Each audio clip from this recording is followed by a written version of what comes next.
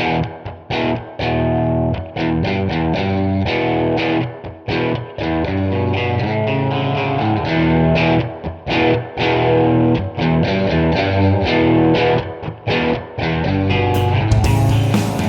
morning, everybody. Good news. It's not raining yet. It's kind of looking like this rain might miss us. So I'm gonna head over to the grain bins. We are going to clean out a corn bin, and then I think Dad's gonna move the auger for that bin over here so we can clean out a bean bin here sometime in the next week, probably next time it rains.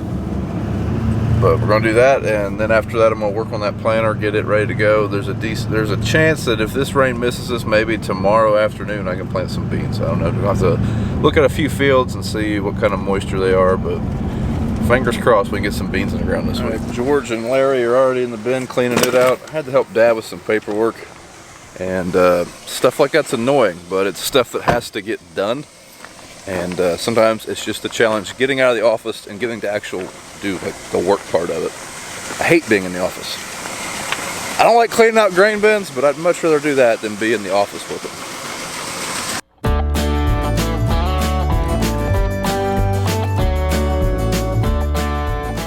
George is going. We're loading the next truck now, so back to it.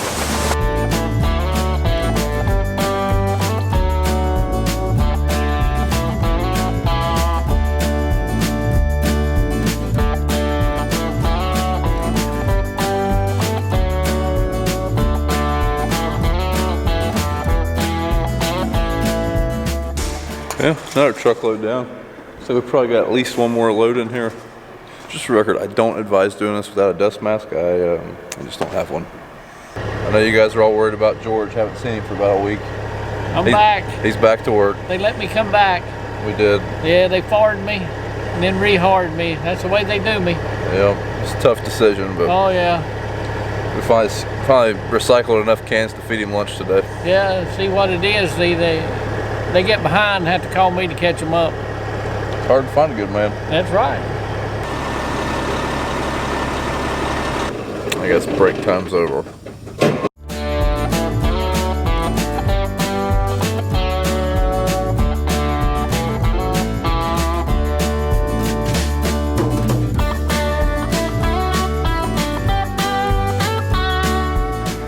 Break down. Yep.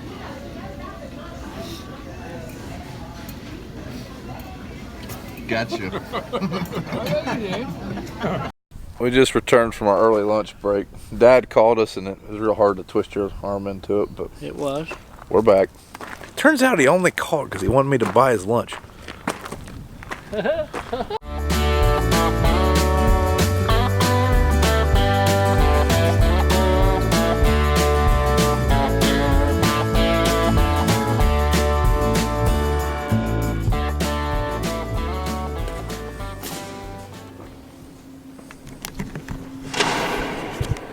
My biggest fear from YouTube is that one day my wife will figure out I know how to sweep. All right, I had to come up here and get the last planter parts. So, my wife and the baby went with me. She's kind of admiring the George Clooney look I got going on right now. Salt and pepper.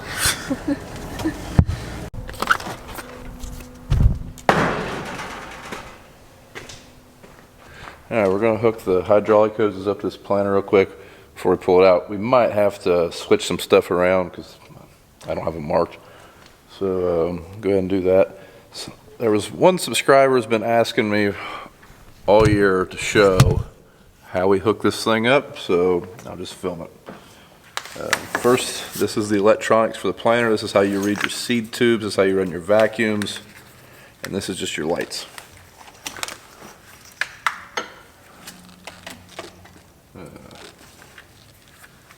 Wondering if we put that in the wrong spot. I don't know if that's going to work or not. Hook up the hoses first. There, they are painted that these two at least go together, red and green.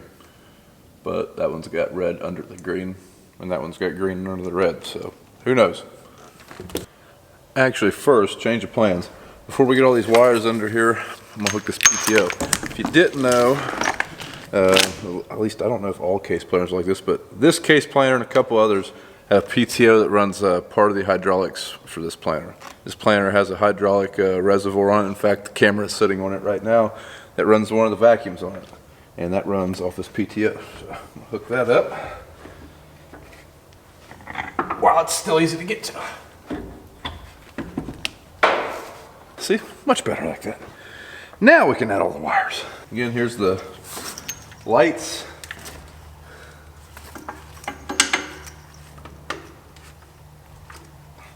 And this is the monitor. All right, I think we got that plugged in. I guess if we fire this thing up and we don't have any juice to the planter, we'll know why. If you can't hear that, Dad's spraying. It's pretty wet, but he's able to spray.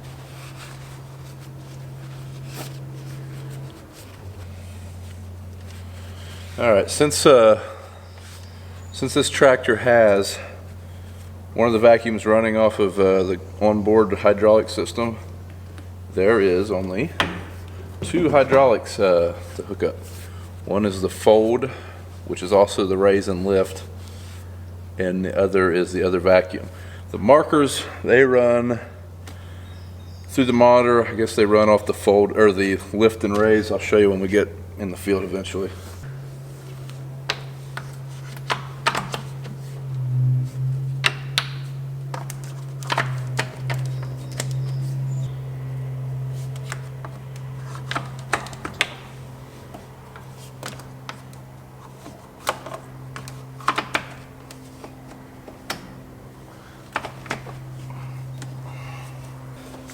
All right, it's hooked up. So we will get in, make sure those hydraulics all work. And probably have to adjust something here in a minute.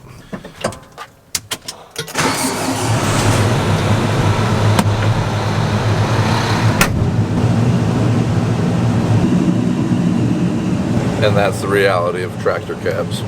They never stay clean. Got some kind of issue. I can't get it to fold or unfold, so we gotta go back here and wiggle some cables around.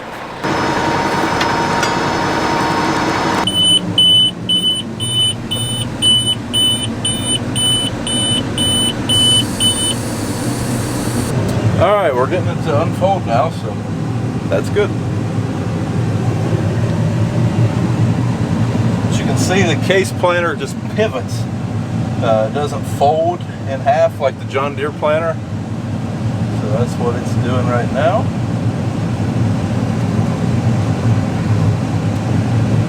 Seems like by doing it that way, you might be a little narrower going down the road, but you are longer. Your wheelbase isn't necessarily longer, but there's a lot of planter hanging out behind the wheels, so I don't know, it has its advantages and disadvantages. To make this thing fold and unfold, you just follow the sequence right here on the monitor.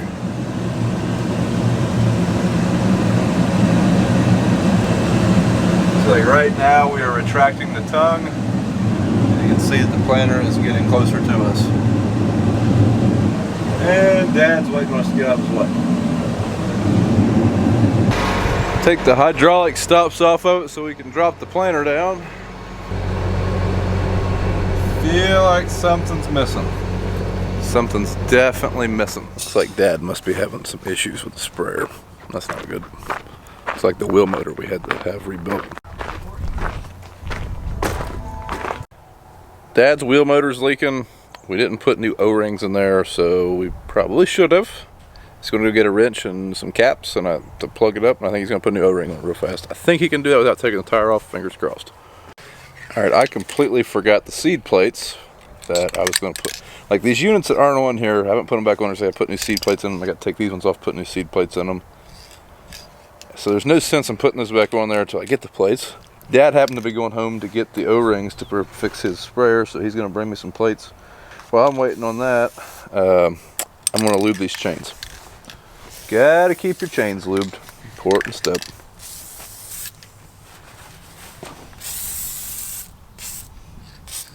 The chains are well lubed. On to the next task. Alright, the parts that I picked up today for this planter are these, I don't know what you call them, seals or... This is the vacuum tube. It goes to each unit. Well, these are like gaskets or seals or whatever you want to call them. As you can see, they're pretty dry rotted, so I ordered a few of those. I'm going to replace them so I don't lose vac. Well, you should probably pull one. Put a stop in it.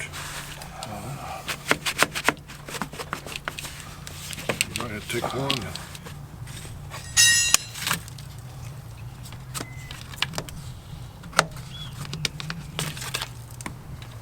Gotta fix them now.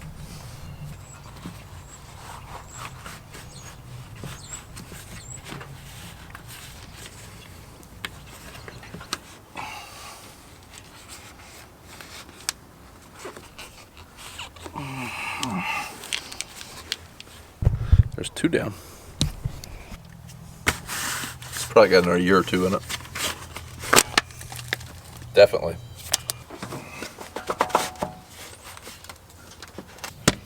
Alright, we got that on. Just need to get some zip ties for them. And this should be good to go. See how many more we got to replace. Look who just showed up. Crash is here.